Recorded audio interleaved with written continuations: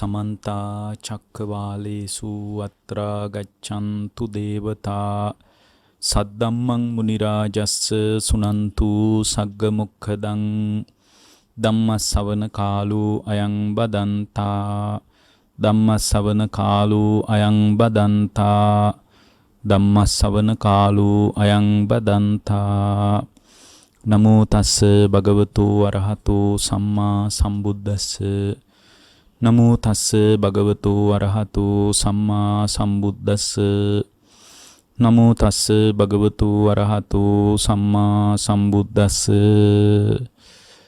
ඒ අපගේ ශාස්ත්‍රු සම්මා සම්බුදුරජාණන් වහන්සේට අප හැම දිනාගේම নমස්කාරය වේවා. පින්වත්නි, අද මේ දේශනාව තුළින් ඔබට බලාපොරොත්තු වෙනවා ඊටාම වැදගත් දේශනාවක් කරන්න. ඒ තමයි මජ්ක්‍ධිම නිකායේ තියෙන මූල පණ්ණාසකේ මහා වේදල්ල සූත්‍රය කියලා අඩුම දේශනා 3ක් 4ක්වත් මේ ඇසුරෙන් කරන්න වෙනවා. නමුත් අද මාතෘකාවක් හැටියට අද දවසේ ඔබට මේක ඊටාම උද්වේගකාරීව නිවන් මාර්ගයේ දියුණු කරන කෙනෙකුට වැදගත් වෙවි. මීට කලින් අපි චූල වේදල්ල සූත්‍රය කතා කරලා තියෙනවා. විශාක සිටුවරයා සහ ධම්මදින්නාව අතර ඇති වෙච්ච ධර්මමය සංවාදයේ සහ සාකච්ඡාව. දැන් මේකත් ඊටාම වැදගත් දෙයක්. මේ නිවන පිළිබඳ නිර්වාණගාමී ශ්‍රාවකයෙකුට බොහොම වැදගත් දේශනාවක්. මේකේ පුළුවන් ප්‍රමාණයට අපි මාතෘකාවක් හැටියට හරි කතා කරන්න බලාපොරොත්තු වෙනවා. ඉස්සරහට මේ චූල මහා වේදල්ල සූත්‍රයෙන් දේශනා අඩුම 3ක් 4ක්වත් අපි කරන්නත් අදහස් කරනවා. මේක ඊටාම වැදගත් ශ්‍රාවකයෙකුට වැදගත් දෙයක්. ඊටාම උද්වේගකාරී දහම් පරයයක් මේ තුල අන්තර්ගත වෙනවා. ප්‍රශ්නෝත්තර ක්‍රමයක් මේ තුල තියෙන්නේ. එක පාර්ශවයකින් ප්‍රශ්න විමසනවා, අනිත් ස්වාමීන් වහන්සේ ප්‍රශ්න වලට උත්තර දෙනවා. ඉතින් ප්‍රශ්න වලට උත්තර දෙන්නේ සාමාන්‍ය භික්ෂුවක් නෙමෙයි, සාරිපුත්ත මහරහතන් වහන්සේ. ඇත්තටම උන්වහන්සේ දහම් සේනාධිපති වෙන්නේ කොහොමද කියලා මේ දේශනාවන් වලින් ඉතාම හොඳින් පැහැදිලි වෙනවා. එක හෙලා දෙන ඉතාම ඍජු උත්තර කොයිතරම් අවබෝධාත්මකද කියලා පැහැදිලි වෙනවා. මේක තියෙන්නේ මජ්ක්‍ධිම නිකායේ මූල පණ්ණාසකයේ තියෙන්නේ මහා වේදල්ල සූත්‍රය. හොයාගෙන විමසලා බලන්න පුළුවන්. මේ දේශනාව කරන කාලේ බුදුරජාණන් වහන්සේ වැඩ සිටියේ සවැත් නුවර අඬේපිඬු සිටුවරයා විසින් කරපු ආරාමේ. බුදුරජාණන් වහන්සේ මේ ආරාමේ වැඩ ඉන්නකොට එදා ප්‍රිය ආයුෂ්මත් මහා කොට්ටිත හාමුදුරුවෝ හවස් කාලේ භාවනාවෙන් නැගිට්ටා. මහා කොට්ටිත හාමුදුරුවෝ බොහෝම පුද්ගලයාට උපකාරයේ පිණිස විවිධාකාරයේ සාකච්ඡා ඇති කරගෙන තියෙනවා. හැබැයි මේ සාකච්ඡා උන්වහන්සේලාට තිබ්බම ප්‍රශ්න නෙමෙයි. අනාගතයේ සුභසිද්ධිය පිණිස මෙබඳු සාකච්ඡාවක උපකාරයක් වටිනවායයි උන්වහන්සේ විශ්වාස කරන්න ඇති උන්වහන්සේලා. ඒ නිසාම රහතන් වහන්සේලා අතර මෙබඳු සාකච්ඡා නිතර ඇති වෙලා තියෙනවා. ඒ සාකච්ඡා අදට හරිම වටිනවා. උපකාරාර්ථයෙන් ඊටාම වැදගත් වෙනවා. එතකොට ඒ උපකාරය බොහොම සුළුපටු එකක් නෙමෙයි. ඒතර බුදුරජාණන් වහන්සේ වැඩ සිටියේ ජේතවනාරාමේ අනේපිඬු සිටුවරයාගේ ආරාමේ. කොට්ටිත හාමුදුරුවෝ හවස් කාලේ භාවනාවෙන් නැගිට්ටා. භාවනාවෙන් නැගිටලා උන්වහන්සේ සාරිපුත්තයන් වහන්සේ යම් තැනකදී අනිතන්ට වැඩියා. සාරිපුත්තයන් වහන්සේ සමග බොහොම පිළිසඳර කතා බහක යෙදුණා. බොහොම ප්‍රියමනාප කතාවකත් යෙදුණා. ඊට පස්සේ පිළිසඳර කතා බහේ අවසානයේ උන්වහන්සේ පැත්තකින් වාඩි වුණා. වාඩි වෙලා කොට්ටිත හාමුදුරුවෝ සාරිපුත්ත හාමුදුරුවන්ගෙන් මෙන්න මේ ප්‍රශ්න අහනවා. සාරිපුත්ත හාමුදුරුවෝ උත්තර දෙනවා. මේවා ඊටාම ගැඹුරු සහ ඊටා වැදගත් ප්‍රශ්න නිවන් මාර්ගයේ යන ශ්‍රාවකයෙකුට. ඒ නිසා අද මේ වසරේ පළමු දිනේ විදියට අද දවසේ මේ දේශනාව ඔබට උදව් වෙයි. මේ දේශනාව භාවිතා කරන්න කියලයි ඔබට මතක් කරන්නේ. බොහොම සරල තැනකින් පටන් අරගෙන අවබෝධය කරා ශ්‍රාවකයා ගෙනියන්න උදව් වෙන ඊටාම ගැඹුරු දේශනාවක් මාතෘකාව පාඩේට වඩා ඊටා ගැඹුරක් තියෙනවා. නමුත් අපි මේ ගැඹුර ඊටා පරිස්සමින් ඉදිරියේදී සාකච්ඡා කරගන්න උත්සාහ කරමු. මේ දේශනාව එකට උදව්වක් කරගන්න කියලායි මම ඔබට කියන්නේ. ඊට පස්සේ මහා වේදල්ල සූත්‍රය බලන්න. වේදල්ල කියන වචනේ හුරුයි. මොකද චූල වේදල්ල සූත්‍රයෙන් අපි දේශනා දෙකක් තුනක් කරලා තියෙන නිසා. මේකේ දේශනාව නෙමෙයි, මේක මහා වේදල්ල සූත්‍රය. මේක මේ චූල වේදල්ල සූත්‍රයක් තියෙන මජ්ක්‍ධිම නිකායේ, මහා වේදල්ල සූත්‍රයක් තියෙන මජ්ක්‍ධිම නිකායේ. මේක ඊටාම රමණීය, ආශ්චර්යජනක, විමුක්තිය සම්බන්ධ කේන්ද්‍රගත දේශනාවක් නිසා සෑම බෞද්ධයෙකුටම මේ දේශනාව වැදගත් වේවි කියලා මම කල්පනා කරනවා. දැන් කොට්ටිත හාමුදුරුවෝ ප්‍රශ්නය අහනවා, සාරිපුත්ත හාමුදුරුවෝ උත්තර දෙනවා. අහනවා දුප්පඤ්ඤෝති ආවුසෝ උච්චති කිත්තාවතානුකෝ ආවුසෝ දුප්පන්නෝ උච්චති. ඔන්න පළවෙනි ප්‍රශ්නේ. මොකද්ද? මේ ප්‍රිය ආයුෂ්මතුනි, ප්‍රඥාව රහිත කෙනා දුප්පඤ්ඤෝ. ප්‍රඥාව රහිත කෙනා කියනවා කොපමණකින්ද ප්‍රඥාව රහිත වෙන්නේ. ඔන්න දැන් බලන්න ප්‍රඥාවන්තයා කියන කෙනාගේ ස්වභාවය. පඤ්ඤා නරාණං රතනං කියලා පාසල්වල ප්‍රධාන ඔවුන්ගේ අනන්‍යතාවයේ පැහැදිලි වන විවිධාකාරයේ තැන්වල මේ වාක්‍ය ගහලා තියෙනවා.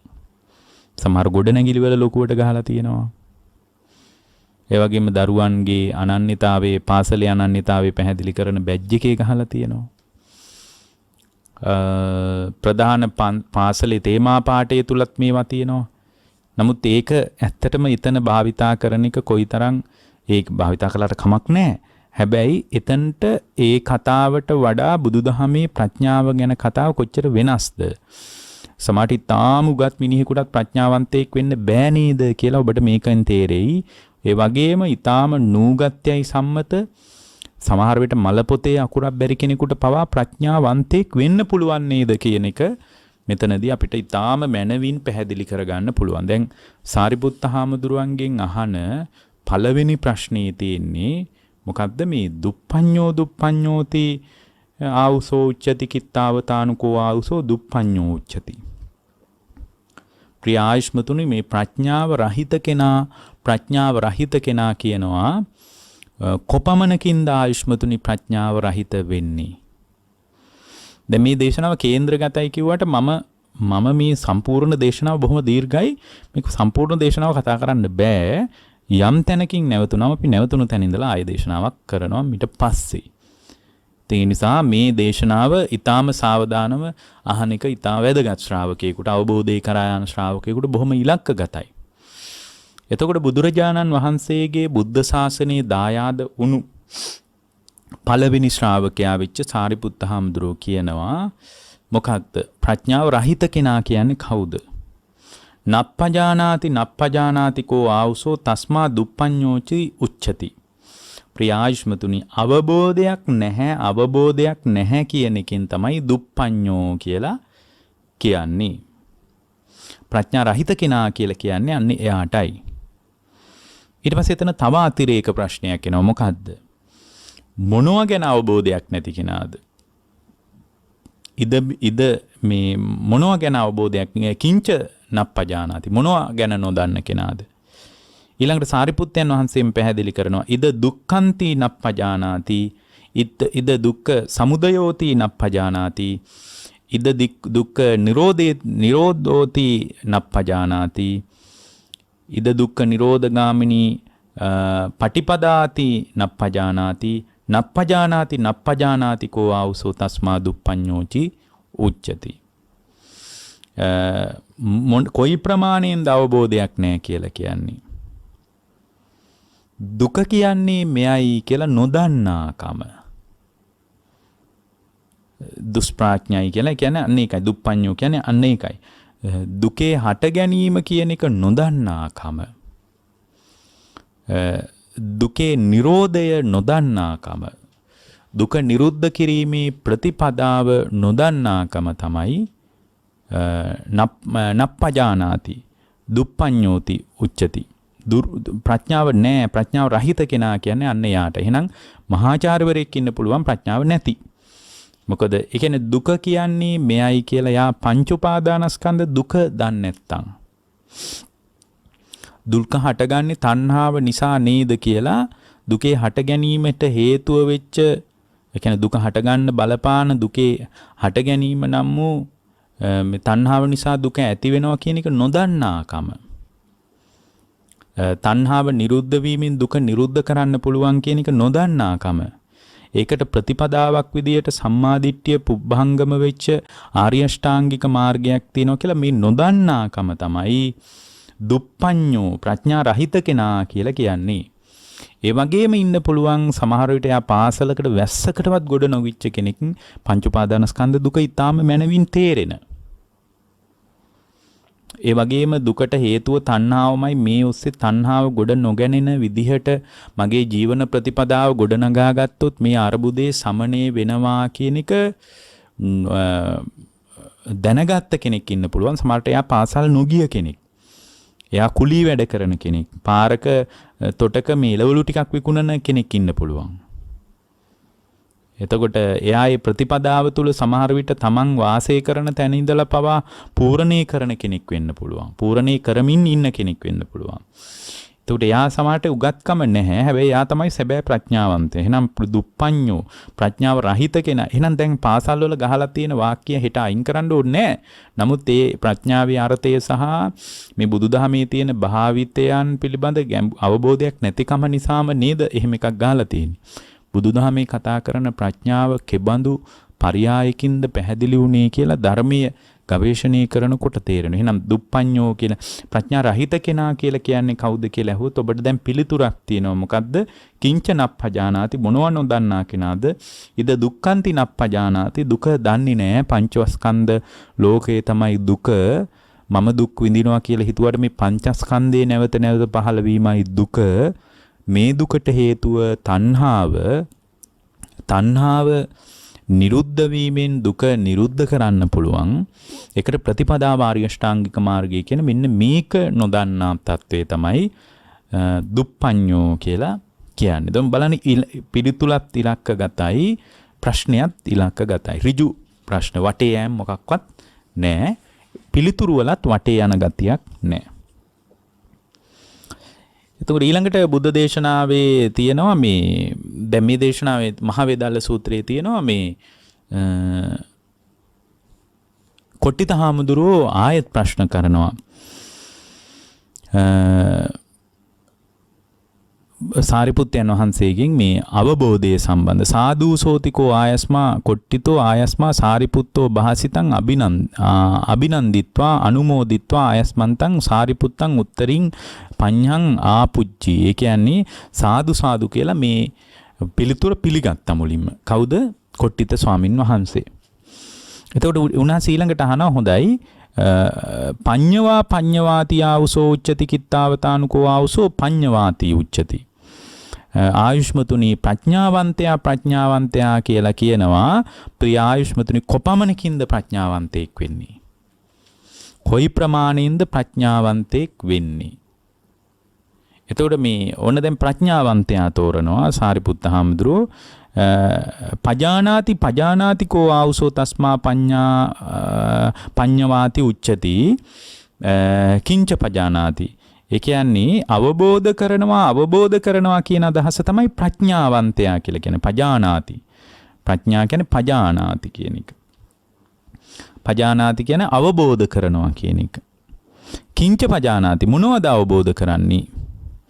ඉදන් දුක්ඛන්ති පජානාති ඉදන් දුක්ඛ සමුදයන්ති පජානාති ඉදන් දුක්ඛ නිරෝධෝති පජානාති ඉදන් දුක්ඛ නිරෝධෝ ගාමිනී පටිපදාති පජානාති කෝ ආවුසෝ තස්මා පඤ්ඤවාති උච්චති. මෙතන අවබෝධ කරනවා කියන අර්ථයයි මෙතන තියෙන්නේ. මොනව අවබෝධ කරනවා කියන එකද? ඒ දුක කියන එක අවබෝධ කරනවා. තමන් දුක කියන එක අවබෝධ කරනවා. මේ ප්‍රඥාවේ ස්වභාවය ප්‍රඥාවන්තයා කියලා කියන්නේ එහාටයි. දුකේ හට ගැනීම නම් වූ වෙච්ච මේ තණ්හාව ගැන අවබෝධ කරගන්නවා. තණ්හාව ඇති වෙන්නේ මෙහිමයි. තණ්හාව ගොඩ නැගෙන්නේ මේ විදියටයි කියලා එයා අවබෝධ කරනවා. ඒ අවබෝධ කරනවා කියන අදහසින් තමයි පඤ්ඤවා කියලා කියන්නේ. පජානාති අර්ථයෙන්. ඊට පස්සේ මේ දුක නිරුද්ධ වෙන්නේ, කියන්නේ තණ්හාව නිරුද්ධ වෙන්න මේ දුක ක්‍රමානුකූලව නිරුද්ධ වෙලා යනවා නේද කියලා ඒක අවබෝධ කරනවා. ඇත්තටම අවබෝධ කරනවා.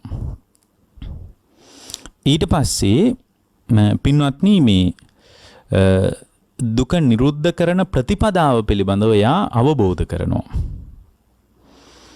දුක නිරුද්ධ කරන ප්‍රතිපදාව පිළිබඳව අවබෝධ කරනවා. ඒ කියන්නේ එයාට අවබෝධයක් තියෙනවා, නිකන් දැනගැනීමක් නෙමෙයි.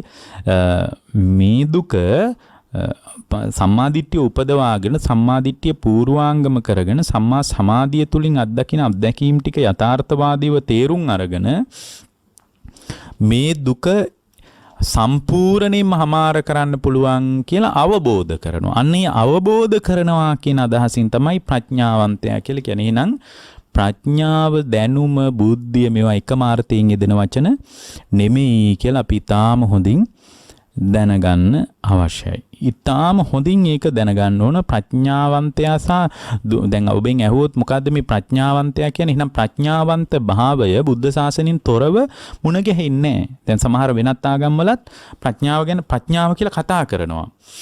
දැන් ඔය දේවවාදී ගැන්වීම් වල ප්‍රඥාව ගැන කතා කරනවා. නමුත් ප්‍රඥාව කියන එක මේ බුදුදහමේ වචනයක්. ඇත්තට මේ වචනේ අවභාවිතා වීමක් තියෙන. ප්‍රඥාව කියන එක බුදුදහමෙන් තොර ශාසනයක යෙදෙන වචනයක් නෙමෙයි. ඒක බුද්ධ ශාසනයක විතරක් යෙදෙන වචනයක්. ඊළඟට පැහැදිලි කරනවා. මොකක්ද ඊළඟට පැහැදිලි කරන්නේ? ඊළඟට මේ කොට්ටිත ස්වාමින් වහන්සේ සාරිපුත්ත හාමුදුරන්ගෙන් විමසනවා, විඥානං විඥානන්ති ආවසෝ උච්චති කිත්තාවතානුකෝ ආවසෝ විඥානන්ති උච්චති. ආයුෂ්මතුනි විඥානේ කියලා කියනවා. කොපමණකින්ද විඥානේ කියලා කියන්නේ? ඕන උත්තරේ ඉලක්කයක්. දැන් අපි කතා කරනවානේ විඥානේ, ප්‍රතිසන්දි විඥානේ ගැන කතා කරනවා, චක්කු විඥාන, සෝත විඥාන ආදී වශයෙන් කතා කරනවා. මොකක්ද විඥානේ කියන්නේ කියලා අහනවා. ඒතර උන්වහන්සේ කියනවා විජානාතිකෝ තස්මා විජානාතිකෝ ආවසෝ තස්මා විඥානන්ති උච්චති. එතකොට පිළිතුර තමයි මේ දැනගන්නවා. විජානාති කියන්නේ මොකද්ද? දැනගන්නවා කියන අර්ථයෙන් තමයි විජානාති කියලා කියන්නේ. කිංච විජානාති, මොනව දැනගන්නවා කියන අදහසින්ද? සුඛන්තිපි විජානාති, සැප වේදනාව දැනගන්නවා කියන අදහසින්. දුක්ඛන්තිපි විජානාති, දුක් වේදනාව දැනගන්නවා කියන අදහසින්. අදුක්කම සුඛන්තිපි විජානාති, අදුක්කම සුඛය දැනගන්නවා කියන අදහසින් තමයි විජානාති කියලා කියන්නේ. දැන් එතකොට දැන් මේ දේශනාවට අනුව මේ સંદર્ભයට ඒක හරියනවා. නමුත් විජානාති කියන්නේ සැප වේදනාව, දුක් වේදනාව, අදුක්කම සුඛ වේදනාව දැනගන්නවා කියන එකමද? නෑ. දැනගන්නවා කියන අදහසින්. දැන් සමහරලාට අම්බිලම්පි විජානාති, කාරිකම්පි දිවහරහා ඇඹුල් රස, කර රස, ලුණු රස. ඒතර මේක දැනගන්න. හැබැයි ඉතින් මේවා ඔක්කොගෙම සැප වේදනා, දුක් වේදනා, අදුක්කම සුඛ වේදනානේ හටගන්නේ. ඒ නිසා මේ සාරිපුත්ත හඳුර එක තැනක අකුලලා කියන්නේ මේක. ඇසින් රූප දැනගන්නවා කියන එක රූප නෙමෙයි, වර්ණනේ දැනගන්නේ. එතකොට නීල කම්පි විජානාති, පීත කම්පි විජානාති, නිල් පාට, කහ පාට, සුදු පාට, රතු පාට දැනගන්නවා කියන අදහස. නමුත් මෙතන මේ ආයතන වලින් අත්දකින්න පරාසය පැහැදිලි නොකොට සුඛන්තිපි විජානාති, දුක්ඛන්තිපි විජානාති, අදුක්කම සුඛන්තිපි විජානාති කියන තැනින් තෝරන්නේ මේ ඇස කන නාසය දිවකය මනස තුලින් අත්දකින්න සියලු දේවල් තුල දැන ගැනීමක් ඇති වෙන්නේ. විජානනය කියන එක ඇති වෙන්නේ එක්ක ඇස හරහා සුඛ වේදනා, දුක් වේදනා, අදුක්කම සුඛ වේදනා. කන හරහා සුඛ වේදනා, දුක් වේදනා, අදුක්කම සුඛ වේදනා. එහෙමනම් සැප වේදනාවත්, දුක් වේදනාවත්, අදුක්කම සුඛ වේදනාවත් කියන ඒවා තමයි ඇස කන නාසය දිවකය මනස හරහා අත්දකින්නේ. ඒ නිසා එතන විජානාති කියන අදහස පැහැදිලි කරනවා. දැනගන්නවා කියන. එහෙනම් විඥානීය කියන්නේ මොකක් පදනම් කරගෙනද? දැනගන්නවා කියන අදහසින්. ඒ වෙලාවේ නැවතත් කොට්ටිත ස්වාමීන්ද්‍රයන් වහන්සේ සාරිපුත්ත හාමුදුරුවන්ගෙන් විමසනවා යා ආවුසෝ පඤ්ඤා යංච විඥානං ඉමේ ධම්මා සන්ටා ඉමේ ධම්මා සංසට්ටා ඉමේ ධම්මා සංසට්ටා උදාහු විසංසට්ටා උන්වහන්සේ පැහැදිලි කරනවා ප්‍රිය ආයුෂ්මතුනි යම් ප්‍රඥාවක් ඇද්ද මොකක් හරි ප්‍රඥාවක් තියෙනවද යම් විඥානයකුත් ඇද්ද ප්‍රඥාවක් තියෙනවා විඥානයක් තියෙනවා මේ දේවල් එකටම පවතිනවද නැත්තම් වෙන් වෙලා තියෙනවද ඒ දේවල් වෙන් වෙන් වශයෙන් හඳුනා ගන්න පුළුවන්ද එකට තියෙනවද වෙන්ව තියෙනවද මොකද්ද ප්‍රඥාවයි විඥානයයි දැන් මේ දෙකනේ තේරුවේ මෙතන ඇත්තටම මේ පජානාති විජානාති කියන ප්‍රඥාවෙන් කියන්නේ අවබෝධ කරනවා කියන එකත් විජානාති කියන්නේ දැනගන්නවා කියන මේවා ඔක්කොම ඥානී සීමා පින්වත්නි ඥානේ පජානාති විජානාති සංජානාති මේ විදිහට කතා කරන ඔක්කොම දැනුමේ සීමා ඥානේ සීමා ඇත්තටම එක එක දේවල් අපි අත්දකින අත්දැකීම් පරාසයේ සීමා දැන් මෙතනදී කොට්ටිත හාමුදුරුවෝ සාරිපුත්ත හාමුදුරුවන්ගෙන් විමසනවා හොඳයි ප්‍රඥාව සහ විඥානය කියන එක මේ දේවල් එකට පවතිනවද නැත්නම් වෙන් වෙලා පවතිනවද කියලා විමසනවා.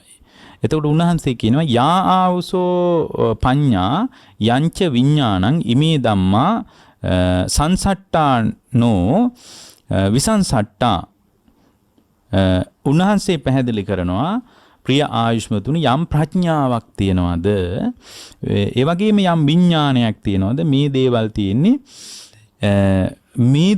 තියෙන්නේ එකටයි වෙන් වෙලා නෙමෙයි එකටමයි තියෙන්නේ වෙන් වෙලා නෙමෙයි මේවා වෙන් වශයෙන් දැන බෙදලා විස්තර කරන්න පුළුවන් කමක් නැහැ. එකම ඥානී විවිධ සීමා. දැන් උදාහරණයක් විදිහට ප්‍රඥාවෙත් විවිධ සීමා තියෙනවානේ.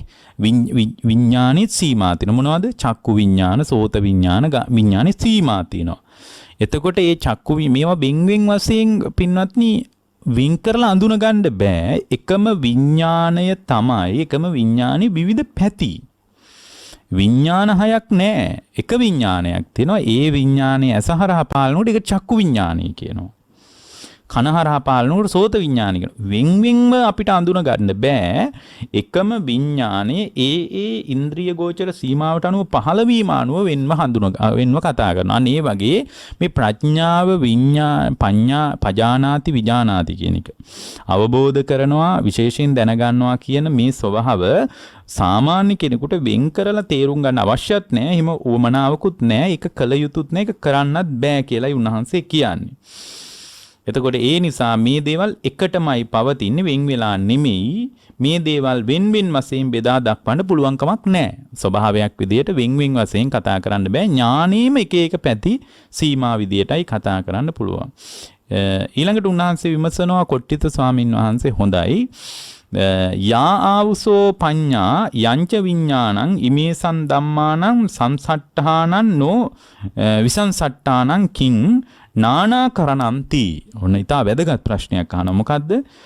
ආයුෂ්මතුනි යම් ප්‍රඥාවක් ඇද්ද යම් විඥානයක් ඇද්ද මේවා තියෙන්නේ එකට නම් මේවා තියෙන්නේ වෙන් නොවි නම් මේ දෙකේ තියෙන වෙනස්කම මොකද්ද? හොඳයි එකට තියෙනවා නම් වෙන්ව කතා කරන්න බෑ. මේක මොකටද මෙහෙම වෙනසක් ගැන කතා කරන්නේ? කෙනෙකුට අහන්න පුළුවන් නේ.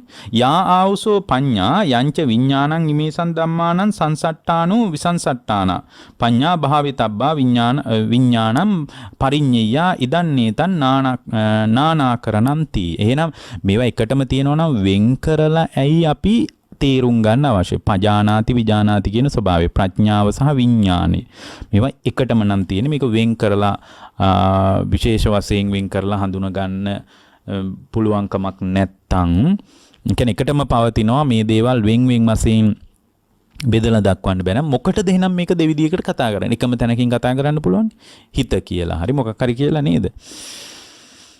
එතකොට උන්වහන්සේ සාරිපුත්ත හාමුදුරුවෝ ඊටාම කේන්ද්‍රගත උත්තරයක් දෙනවා. යං ආවුසෝ පඤ්ඤා යංච විඥානං ඉමේසං ධම්මානං සංසට්ඨානන්නෝ විසංසට්ටානං පඤ්ඤා භාවේ තබ්බා.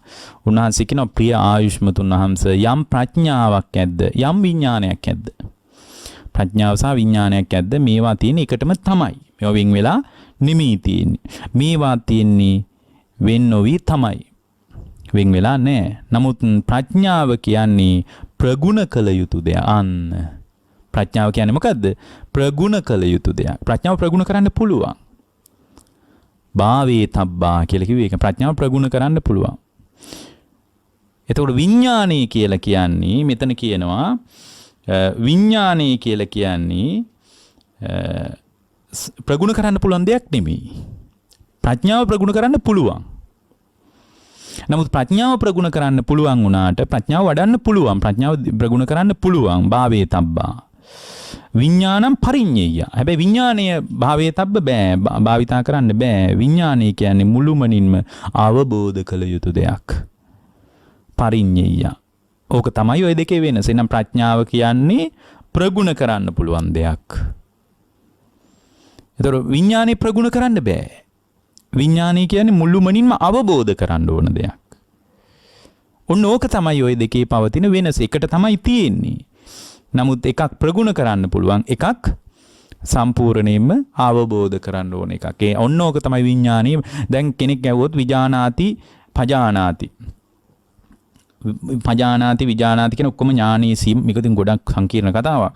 ඔක්කොම ඥානීය සීමාවන්. මේ වින් වින්වත් නෙමෙයි තියෙන්නේ. එහෙනම් මේ දෙකේ මොකටද දෙකක් විදියට කතා කරන්නේ? දෙකක් විදියට කතා කරන්නේ ප්‍රඥාව ප්‍රගුණ කරන්න පුළුවන්. ප්‍රඥාව පින්වත්නි අවබෝධ කරන්න බෑ. හැබැයි විඥානේ අවබෝධ කරන්න ඕන. විඥානීය ක්‍රියාවලිය අවබෝධ කරගන්න ඕන. ඒක ප්‍රගුණ කරන්න බෑ. ප්‍රඥාව ධම්මවිජය බොජ්ජංගය ආදී ධර්ම දියුණු කිරීම තුළ ප්‍රගුණ කරන්න පුළුවන්. දහම් දැනුම ඔස්සේ භාවනාව ඔස්සේ හොඳට ප්‍රඥාව ප්‍රගුණ කරගන්න පුළුවන්. ඊළඟට උන්වහන්සේ විමසනවා කොට්ටිත හාමුදුරුවෝ. වේදනා වේදනාති ආවසෝ උච්චති කිත්තාවතානුකෝ ආවසෝ වේදනාති උච්චති. ප්‍රිය ආයුෂ්මතුනි මේ වේදනාව කියලා කතා කරනවා. මොකක්ද වේදනාව විඳීම කියලා කියන්නේ? වේදේති කෝ ආවසෝ තස්මා වේදනාති උච්චති කිංච වේදේති.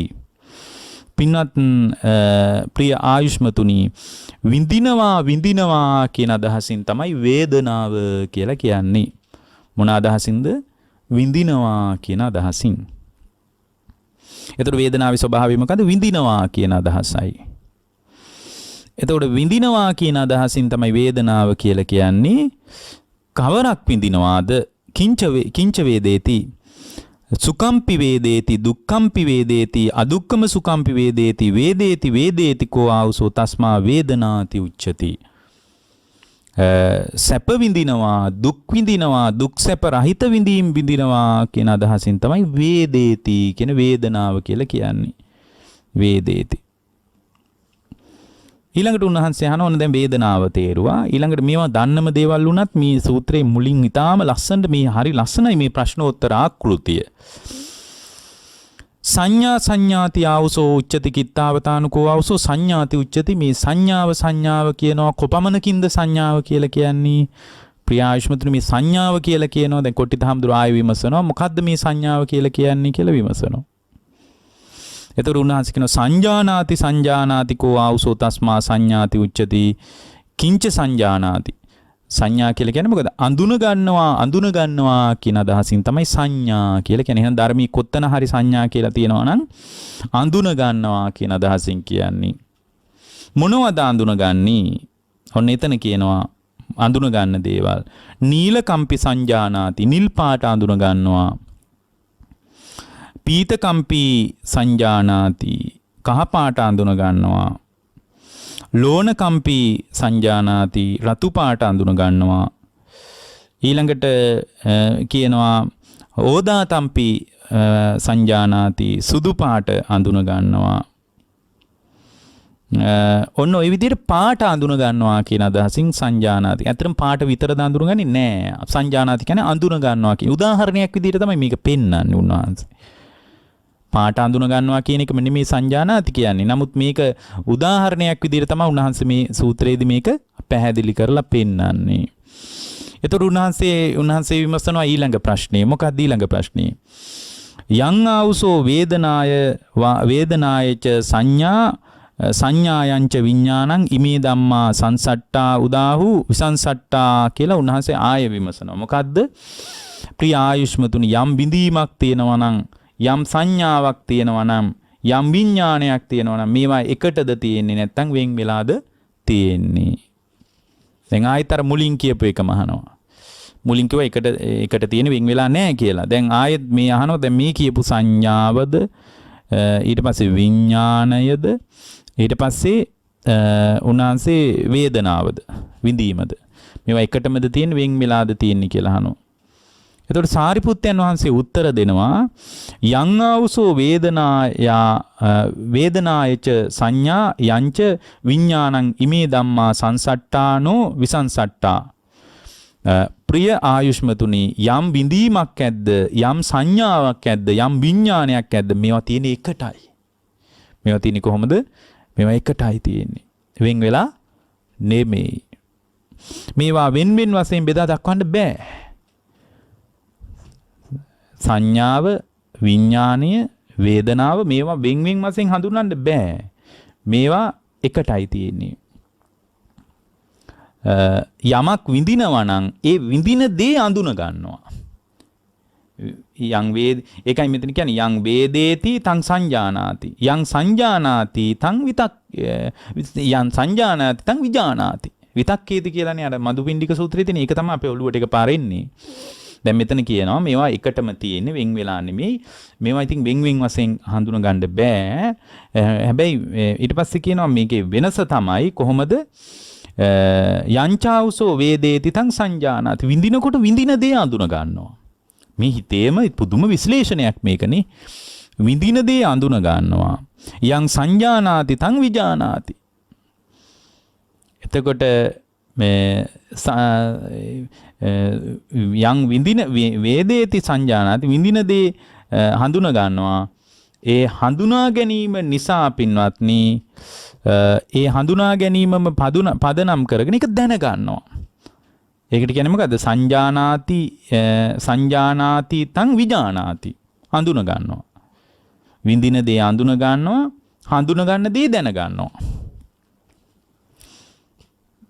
ඔන්න ඔය දේවල් එකටම පවතිනවා. වෙන් වෙලා වෙන් වශයෙන් කතා කරගන්න පුළුවන් කමක් නැහැ කියලා උන්වහන්සේ මතක් කරනවා. එතකොට ආයෙත් අර කොට්ටිත ස්වාමීන් වහන්සේ ප්‍රශ්නයක් විමසනවා. මොකද්ද? උන්වහන්සේ විමසනවා නිස්සට්ඨේන හාවුසෝ පංචහි ඉන්ද්‍රියේහි පරිසුද්ධේන මනෝවිඤ්ඤාණේන කිං නෙය්‍යන්ති. උන්වහන්සේ විමසනවා ප්‍රියායුෂ්මතුනි, පංචේන්ද්‍රයන්ගෙන් වෙන්මුණු පිරිසුදු මනෝවිඤ්ඤාණයෙන්, පංචේන්ද්‍රයන්ගෙන් වෙන් වෙලා පිරිසුදු මනෝවිඤ්ඤාණේ, පිරිසුදු මනෝවිඤ්ඤාණයෙන් දැනගන්න පුළුවන් වෙන්නේ මොකද්ද? පිරිසුදු මනෝවිඤ්ඤාණයෙන් දැනගන්න දෙය යහන්නේ. ඒ කියන්නේ මේ මනෝවිඤ්ඤාණය තුල පාරිශුද්ධ භාවය තුල පිහිටලා දැනගන්නවා කියලා බුදුදහම කතා කරන්නේ කුමක්ද කියලායි අහන්නේ. එතකොට මේ සාරිපුත්තයන් වහන්සේගේ පිළිතුර වෙන්නේ පින්වත්නි නිසංසට්ඨේන හාවුසෝ පංචහි ඉන්ද්‍රියේහි පරිසුද්ධේන මනෝවිඤ්ඤාණං අනන්තෝ ආකාශේහි ආකාසානං ඡායතනං නෙය්‍ය අනන්තං විඤ්ඤාණං විඤ්ඤාණෙය්‍ය නෙය්‍ය නත්ති කිංචි ආකින්චාඤ්ඤායතනං නෙය්‍යන්ති. මේ ඒ කියන්නේ පිරිසුදු මනෝවිඤ්ඤාණයෙන් යමක් දැනගන්නවා නම් ඒ දැනගන්න තියෙන්නේ අරූපාවචර ධානයයි. එතකොට මේ පිරිසුදු ඒ කියන්නේ පංචේන්ද්‍රයන්ගෙන් තොරව පිරිසුදු මනෝවිඤ්ඤාණයෙන් දැනගන්න යමක් තියෙනවා නම් ඒ තියෙන්නේ අරූපාවචර ධාන ටික විතරයි. එතකොට අරූපාවචර ධාන වලින් ඒ කියන්නේ ඉන්ද්‍රිය ඇසකන ආදී ඉන්ද්‍රිය සීමාවෙන් අභිබවා ගින් පිරිසුදු මනෝවිඤ්ඤාණයෙන් අත්දැකීම් පරාසයක් තියෙනවා නම් ඒක පවතින්නේ පින්වත්නි අරූපාවචර ධාන තුල විතරයි. ඉන්ද්‍රිය සම්මිශ්‍රණයක් ඒ හැම රූපාවචර ධාන තුලත් පවතිනවා. අත්දැකීම් පරාසය තුල පවතිනවා. එතකොට රූපාවචර ධාන දියුණු කරන කෙනෙකුට හම්බ වෙන්නේ රූපාවචර බඹලෝනේ. නමුත් පිරිසුදු මනෝවිඥානේ පරියෝධාත පාරිශුද්ධ මනෝවිඥානයේ තුලින් අත්දකින අත්දැකීම් පරාසය අත්දකින්නවා කියලා කියනවා නම් ඒ කියන්න තියෙන්නේ සම්පූර්ණයෙන් පින්වත්නි සම්පූර්ණයෙන්ම දැනගන්න කියව ගන්න තියෙන්නේ වෙන මොකක්වත් නෙමෙයි. එතන දැනගන්නවා කියලා අපිට කතා කරගන්න තියෙන්නේ පිරිසුදු මනෝවිඥාණයෙන් අරූපාවචර ධ්‍යානයි. ඒ කියන්නේ ඇස කන ආදී ඉන්ද්‍රියන්ගේ උපකාරයකින් තොරව ලබන ගැඹුරු ආධ්‍යාත්මික අත්දැකීමක් තියෙනවා නම් ඒ අත්දැකීම් ටික ඍජුවම සම්බන්ධ වෙන්නේ අරූපාවචර ධ්‍යාන මතයි. නිය්‍ය පනාවසෝ ධම්මං කේන පජානාති. ඔන්න ඊළඟ ප්‍රශ්නය අහනවා.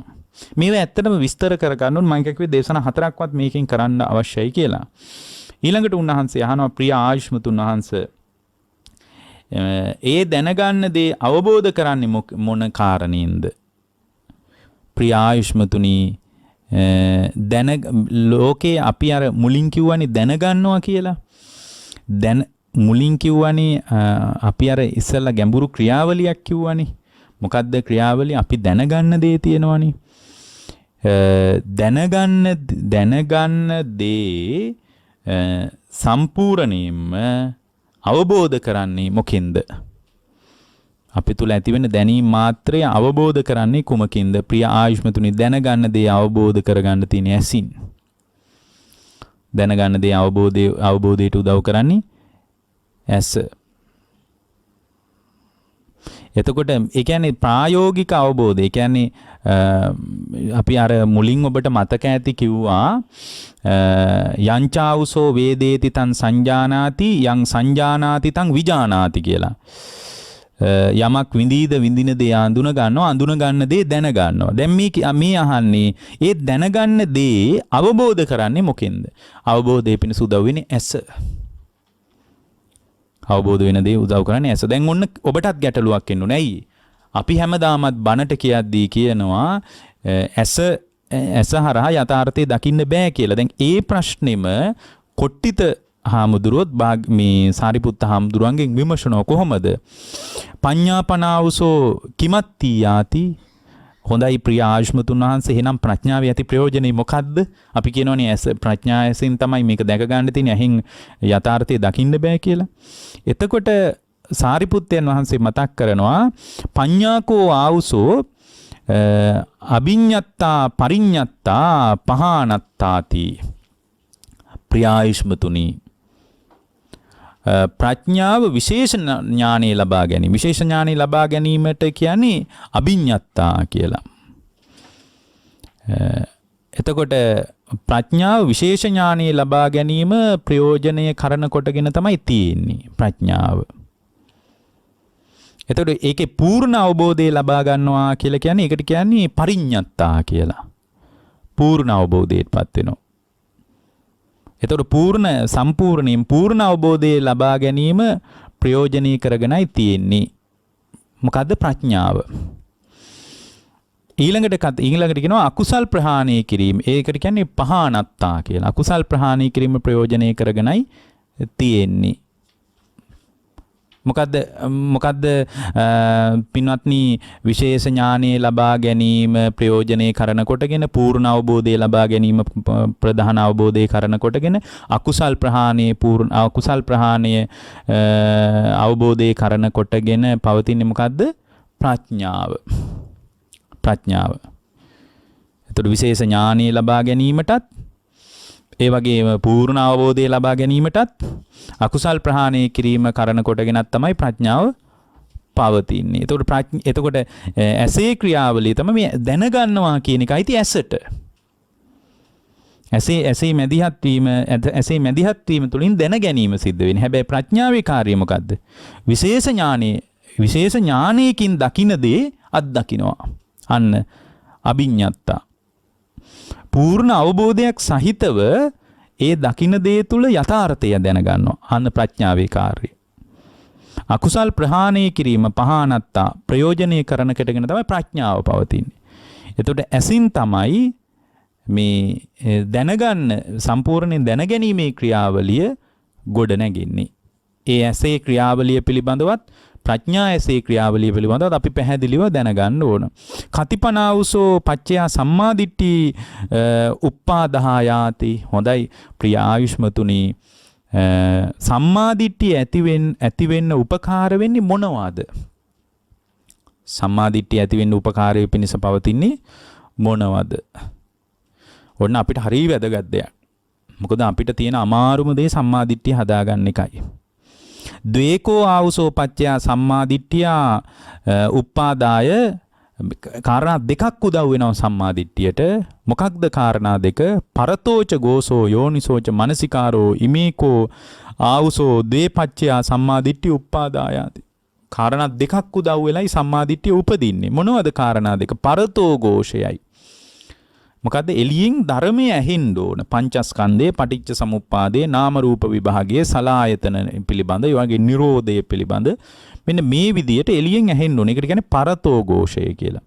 ඊට අනුකූල නුවණින් විමසීම තියෙන්න ඕන. නිකං යෝනිසෝ මනසිකාරයෙන් නෙමෙයි. අර ඇහෙන ධර්මයට අනුව නුවණින් විමසීම තියෙන්න ඕන. අන්න එතනයි සම්මාදිට්ඨිය උපදින්නේ. එහෙමනම් මතක තියාගන්න ඕන පරතෝ ഘോഷයේ තුල එළියෙන් ඇහෙන දේ තුල ඊට අනුව නුවණින් විමසීම තිබ්බොත්, ඊට අනුකූල නුවණින් විමසීම තිබ්බොත් අන්න එතන තමයි පින්වත්නි සම්මාදිට්ඨිය උපදින්නේ. සම්මාදිට්ඨිය අන්න එතනයි උපදින්නේ.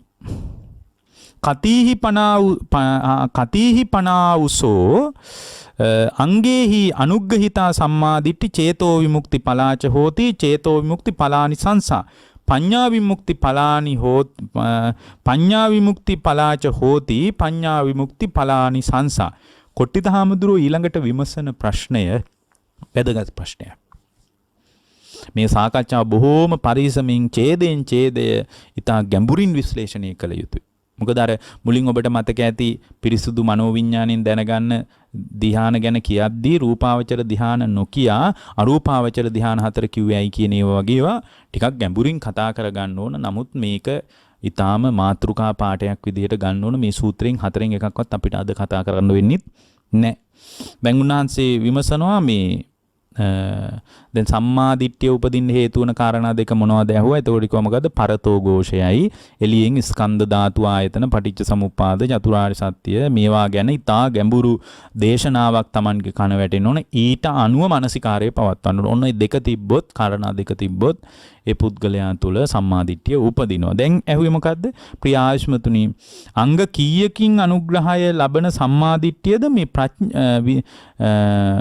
අංග කීයකින් අනුග්‍රහය ලැබෙන සම්මාදිට්ඨියද චේතෝ විමුක්තිය පිණිස, ප්‍රඥා විමුක්තිය පිණිස, චේතෝ විමුක්ති පලානි සංසය පිණිස, පඤ්ඤා විමුක්ති පලානි සංසය පිණිස හේතු වෙන්නේ කියලා උන්වහන්සේ විමසනවා. එතකොට චේතෝ විමුක්තියත් ප්‍රඥා විමුක්තියත් පිණිස මොන වගේ අංග වලින් යුක්ත සම්මාදිට්ඨියද හේතු වෙන්නේ? එතකොට උන්වහන්සේ කියනවා පංචහිකෝ ආවුසෝ අංගේහි අනුග්ගහිතා සම්මාදිට්ඨි චේතෝ විමුක්ති පලාච හෝති චේතෝ විමුක්ති පලානි සංසා පඤ්ඤා විමුක්ති පලාච හෝති පඤ්ඤා විමුක්ති පලානි සංසා.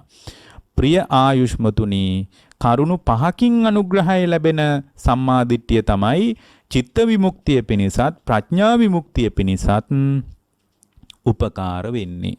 කරුණු කියන්නේ කරුණු පහකින් අනුග්‍රහය ලැබෙන සම්මා දිට්ඨිය. මම මේ සරලව ඔබට කියන්නේ. මේ සූත්‍රයේ බැලුවොත් සමහරට ඔබට මේක මේ තේරුම් ගන්නත් අමාරු වෙයි.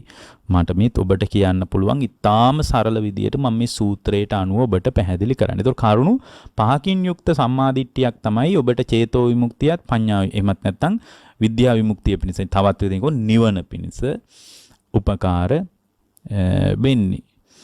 එතකොට විද්‍යා විමුක්ති ඵලය ආනිසංස වෙන්නේ, ප්‍රඥා විමුක්ති ඵලය ආනිසංස වෙන්නේ කාරණා පහකින් යුක්ත සම්මාදිට්ඨිය. මොකද්ද? සීලෙන් අනුග්‍රහය ලැබිය යුතුය. ඔන්න පළවෙනි එක. සම්මාදිට්ඨිය ආනිසංස වෙන්න නම් සීලෙන් අනුග්‍රහය ලැබෙන්න ඕන.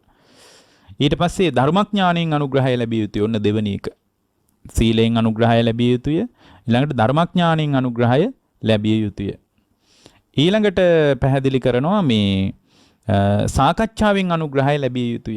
ගැටලු තැන් ඔක්කොම निराකරණය වෙන්නේ එතකොටයි.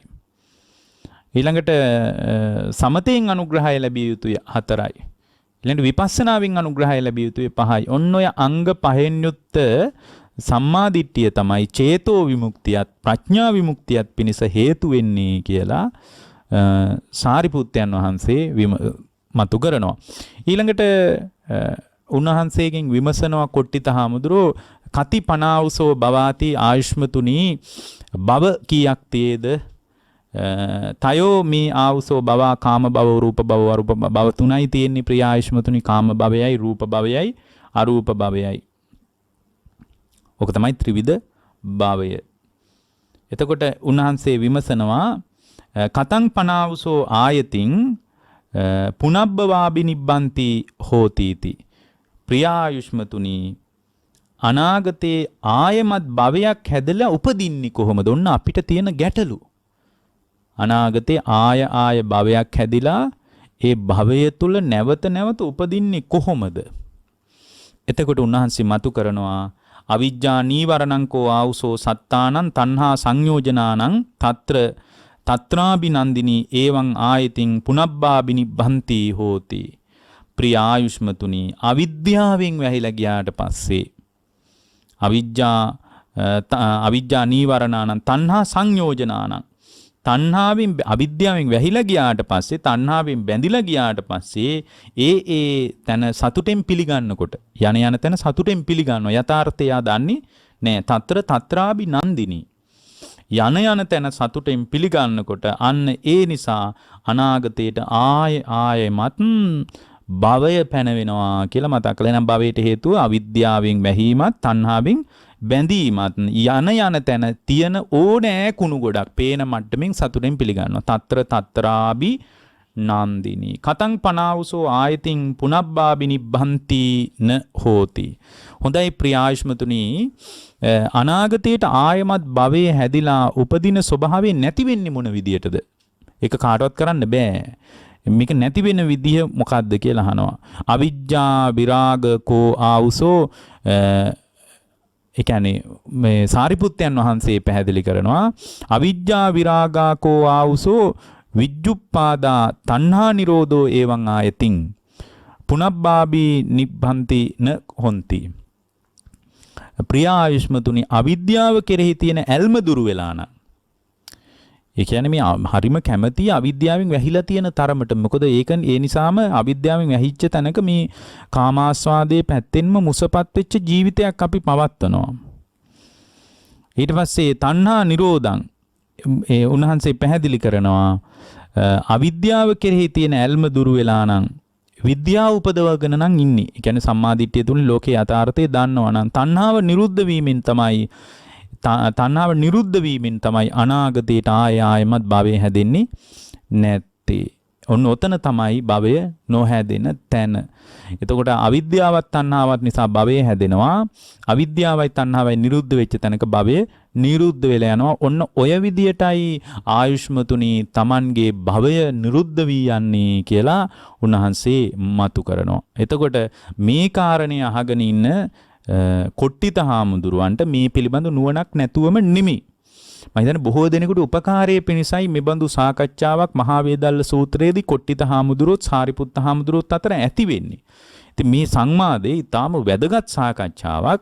මේ සාකච්ඡාව අතර මේ ඉදිරියට යන්නේ නිවන පිළිබඳව ඊටා ගැඹුරු දාර්ශනික කාරණා ගොඩක් එක. මේවා හරි ඉලක්කගත ප්‍රශ්න ඉලක්කගත පිළිතුරු. මේ ප්‍රශ්න අවලිය අස්සෙත් පිළිතුරු වලිය අස්සෙත් ඊටාම ඍජුව පිළිතුරු දෙන බවක් පේනවා. වටේ යෑමක් නෑ. දැන් සාමාන්‍යයෙන් අපි දෙයක් කියන්න ගියාම ගොඩාක් දේවල් කියලානේ ඒක කියන්නේ. එහෙම නෑ. හරිම ඉලක්කගතයි. ඒකෙන් තේරෙනවා ඊටාම ප්‍රත්‍යක්ෂ අවබෝධයකින් මේ පිළිතුරු දෙන්නේ කියලා. ඒ වගේම ප්‍රශ්නාවලියත් හරිම කේන්ද්‍රගතව විමුක්තිය සම්බන්ධ ඊටා දාර්ශනික කතාබහකින් විමසන්නේ කියන එක පැහැදිලි වෙනවා. අපි මෙතනින් අද මේ මහා වේදාල සූත්‍රයේ දේශනාව නිමා කරනවා. හැබැයි මහා වේදාල සූත්‍රය පිළිබඳ මේ සමගම අපි ඊළඟ දේශනාවේදී සිද්ධ කරනවා මේ භවය සම්බන්ධ කාරණා වලින් පස්සේ තාම ගැඹුරු කාරණා ටිකක් මතුවෙනවා. ඒ ගැඹුරු කාරණා ටික මහා වේදාල සූත්‍රය ඇසුරින් අපි ඉදිරි දේශනාවකදී සිද්ධ කරනවා. මේ දක්වා පැහැදිලි කරපු ධර්මමය මේ සාරිපුත්තයන් වහන්සේත් මහා කොට්ටිත මහරහතන් වහන්සේත් අතර ඇතිවෙච්ච මේ ධර්ම සාකච්ඡාව නිවන පිණිස අවබෝධය පිණිස උපකාර වේවා.